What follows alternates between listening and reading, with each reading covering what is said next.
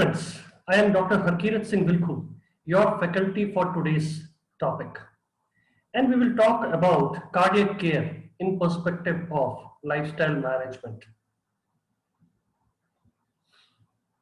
Today's learning objective is to educate, empower healthcare professionals with informations and tips which can help to prevent, manage, and reverse chronic conditions as cardiac care.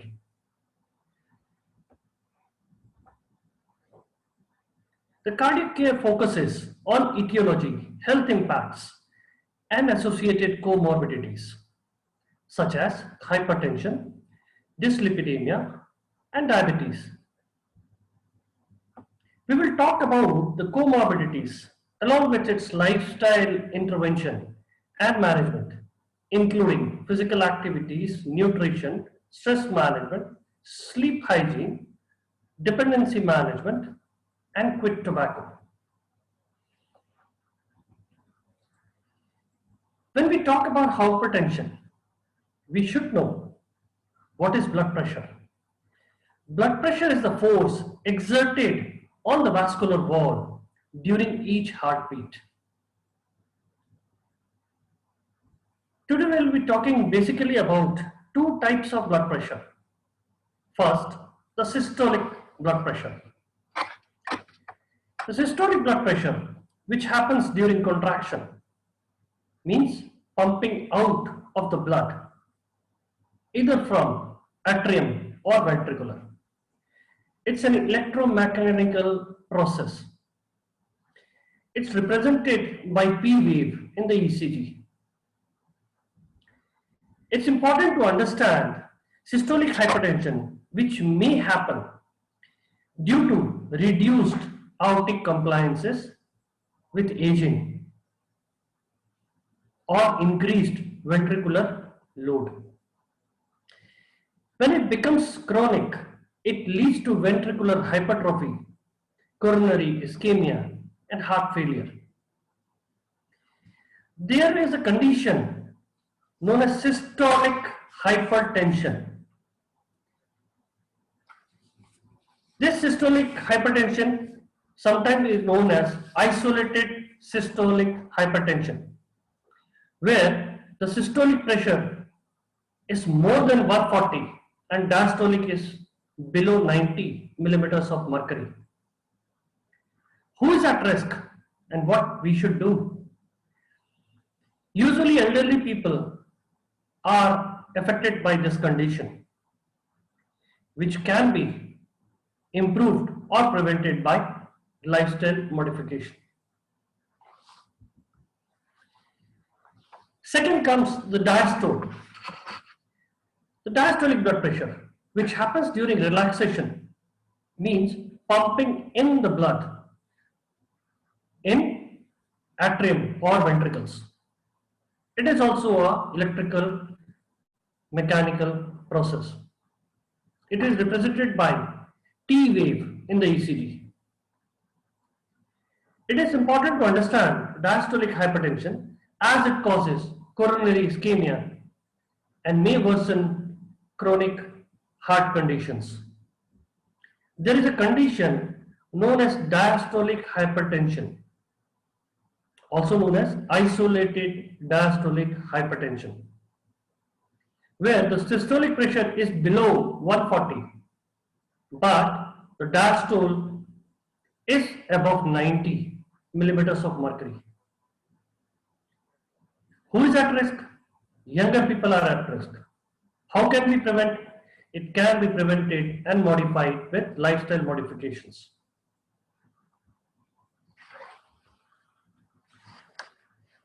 Clinically, hypertension is classified into various ranges, marking as normal, pre-hypertension, grade 1 hypertension, grade 2 hypertension, grade 3.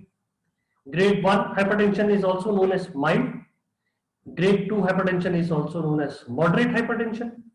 Grade 3 hypertension is known as severe hypertension.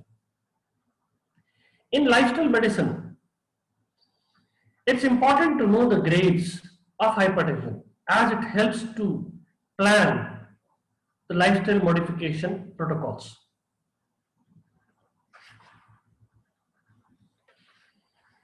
Hypertension has either acute or chronic impact on the health, where many vital organs are compromised, such as brain, heart, eyes, kidneys, and peripheral vascular system. Now we'll talk about the risk group. Who is at risk? How can we categorize the risk group? Risk for cardiac ailment can be broadly classified into three categories. Non-modifiable, which we cannot, like family history, age, gender, race.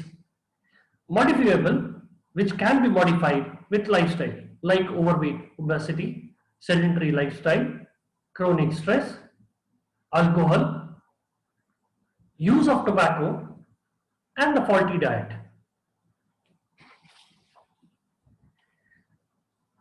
Next comes the dyslipidemia.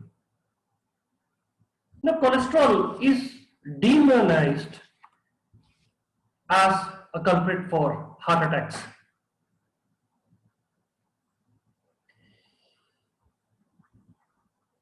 Let's review what exactly the cholesterol is. 65% of the cholesterol is made by liver as an endogenous source. Only 35% of the cholesterol is taken by extrinsic source, such as the fatty food we eat. Now, why we are talking about cholesterol? Why cholesterol is demonized?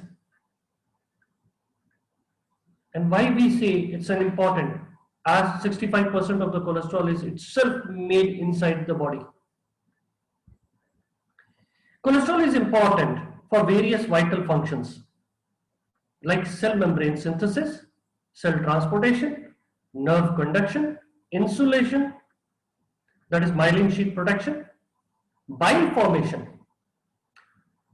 Many of the precursors of hormone, corticosteroids or sex hormones are being made by the cholesterol.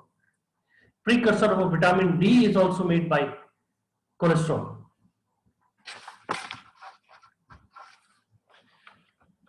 Now there are different types and forms of cholesterol in the blood, varying with the density of lipoproteins, like LDL, low density lipoprotein, VLDL, very low density lipoprotein, HDL, high density lipoprotein, and triglyceride.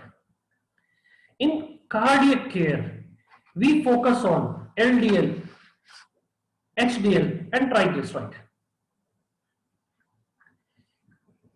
LDL affects the elasticity of the vessel wall and is important as clot inhibitor. It delivers the pure form of cholesterol to the cellular level. The chronic and higher values of LDL leads to hardening of arteries and formation of atherosclerotic plaques or the blockage. Second comes the HDL, the good one, so-called good cholesterol. HDL affects the health of vessels with its anti-inflammatory properties. It also helps to maintain the LDL levels by removing it from the liver. Next comes triglyceride, the binder. Triglyceride helps to store unused calories we consume. Also helps to provide energy whenever it is required. It also helps in absorption of certain hormones and vitamins. So, briefly we came to know what exactly are the pillars and main factors for the cardiac care. Generally we call prevention is better than cure. Many lifestyle oriented and chronic diseases can be prevented and managed or reversed by intervention of lifestyle modification. Lifestyle modification is an important tool which helps in preventing, managing, and reversing the chronic health ailments. The first, the very first advocacy for lifestyle management is the physical activity, that is exercise and fitness. Fitness programs include various components of exercise such as stamina,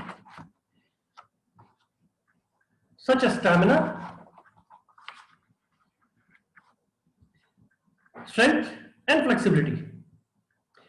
Using the exercise regime must include all components, and especially stamina when we focus on cardiac care.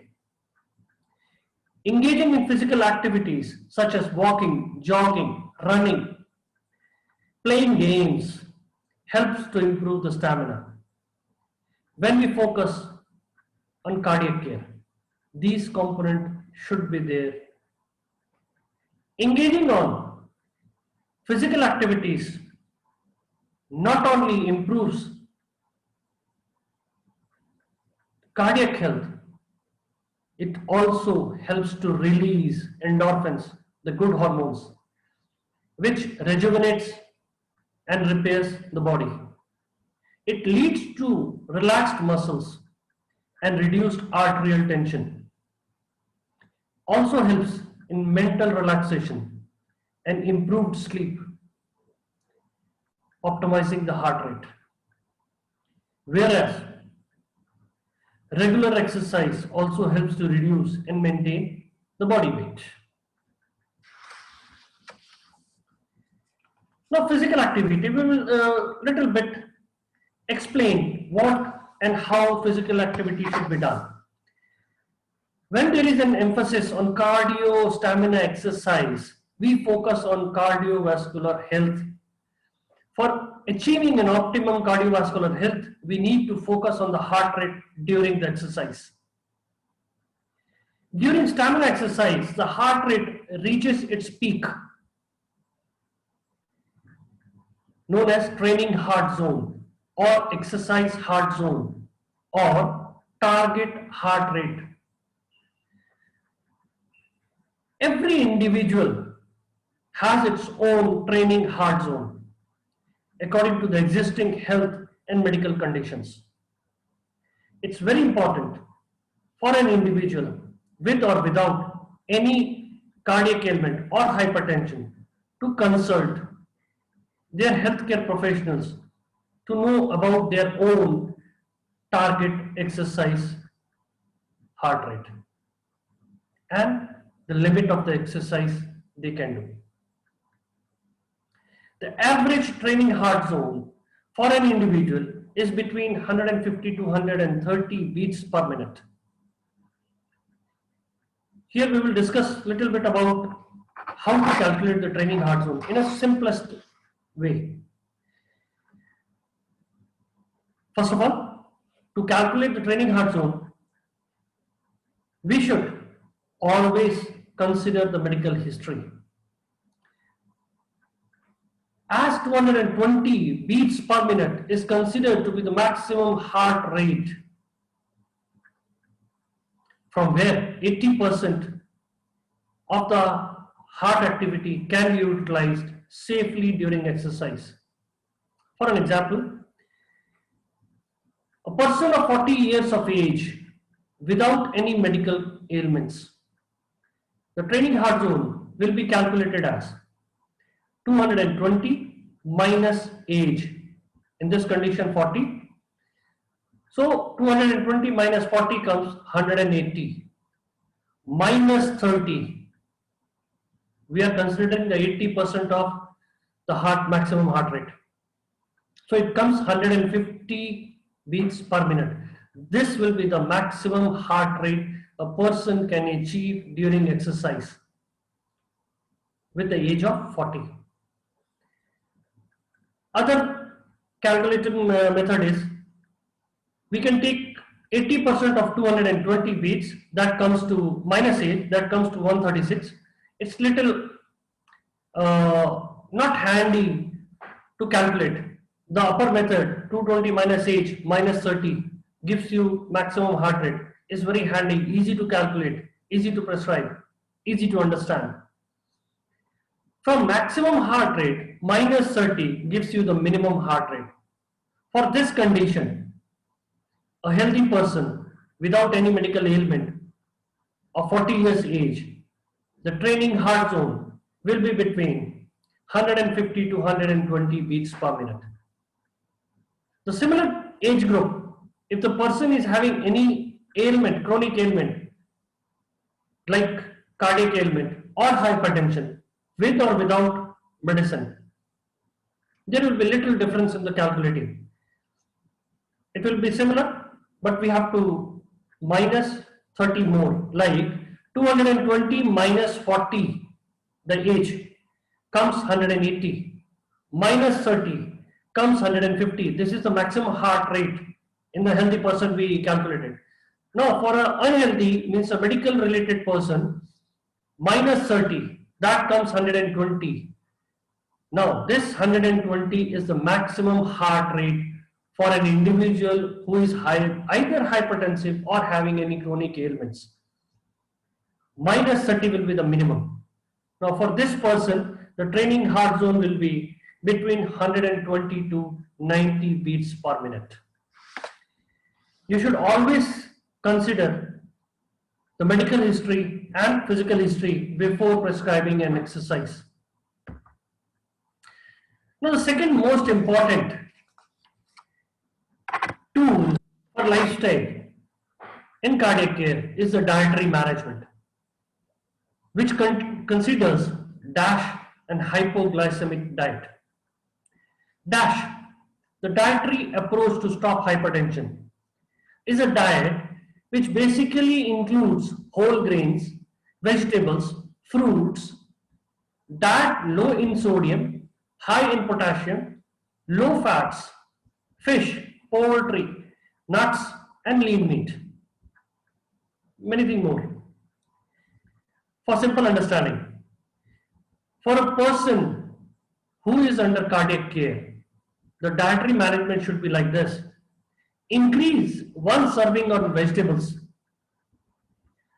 either cooked or raw as a salad. Increase 1 to 2 servings of fruit rich in potassium, like oranges, ripe bananas, dates, avocado, pumpkin, etc. Increase the intake of nuts and seeds to get more magnesium. Magnesium helps to improve the conduction of nerves. Reduce saturated fat and oils like butter, clarified butter, red meats, high fat dairy. Trans fat such as margarine, pastries, cholesterol rich food, especially from organ meats and egg yolks. Reduce caffeine intake. When we talk about hypoglycemic diet, we should be very careful about hypoglycemic diet, where fruits are permitted but fruit juices are restricted. Means reduce fruit juices, carbonated drinks. Why? Because fruit juices are high in glycemic index that can cause glycemic load in the body. Carbonated drinks should be avoided. Simple reason, carbonated drinks cause calcium loss and weakens the bone structure. Calcium is very important for bone, everyone knows, but it is also important to regulate the blood pressure through calcium channel.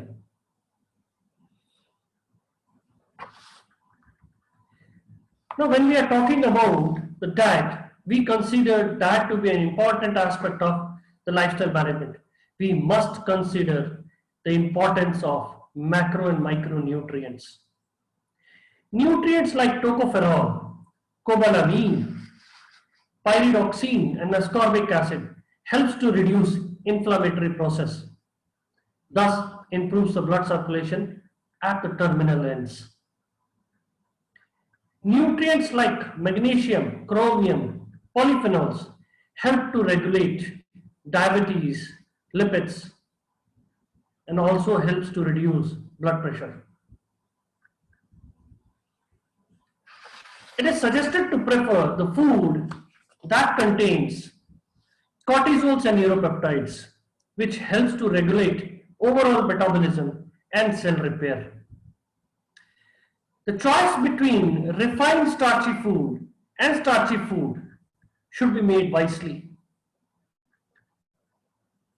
The refined starchy food like pasta, bread, white rice are high in calories, whereas starchy vegetables are complex carbs and are advised as a good carbs. Restrict the salt intake below 2300 milligrams or 1 teaspoon per day to control sodium uptake. Sodium has various impacts on the systemic physiology. The most important is it retains water, increases the blood volume, interferes the blood filtration, and it is preferred to use low sodium salt. Omega fatty acids play an important role in cardiovascular health. Out of 11 types of omegas, 3 are very important. Alpha linoleic acid, found in plant source, which is converted into EPA and DHA. EPA means eicosapentaenoic acid and DHA is docosahexaenoic acid. Converted to EPA and DHA before being utilized in the body. ALA is commonly found in kale, spinach, purslane, soya beans, walnuts, seeds like chia and flax. EPA, the eicosapentaenoic acid, and DHA, docosahexaenoic acid, play a very important role in the functional physiology of the cellular health. It helps to reduce blood pressure, triglyceride, plaque formation, regulates the heart rate, and reduces the likelihood of CVA, cardiovascular accidents. American Heart Association recommends to consume fatty and cold water fish twice a week, like salmon, mackerel, herring, sardines, tuna, and lake trout. There are many more, but these are the common ones.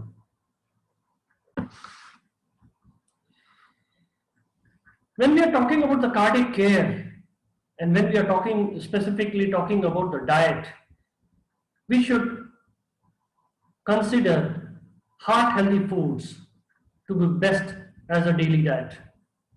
These superfoods will serve for inclusion of the above minerals, vitamins, essential oils, whatever we discussed earlier.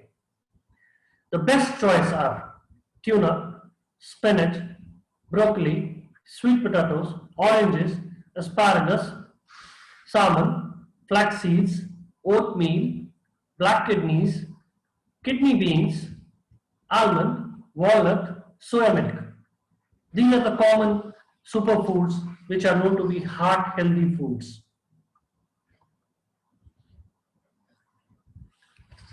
We have spoken about the exercise, the physical activity, then the dietary activities management, including DASH and hypoglycemic diet.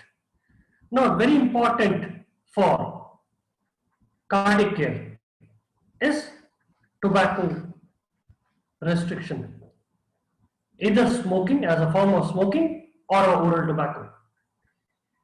Smoking is very common, so we will talk about that. Health habits. which has a direct and indirect effect on the cardiac health.